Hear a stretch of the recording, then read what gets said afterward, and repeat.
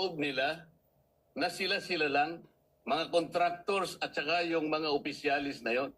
Wala po kayang mga politiko sa loob, sa likod nila. Sana po matukoy yung tunay na mga proponents para po yung walang kasalanan ay hindi po nadadamay.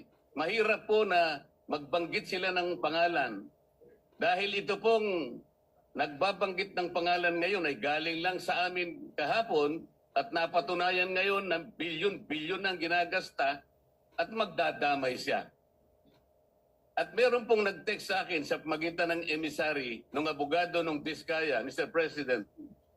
Meron po palang isang congressman, kanina pong nag-hearing sila, nakausap yung abogado ng Diskaya, kailangan meron kayong matukoy na senador sapagkat makokontempt kayo.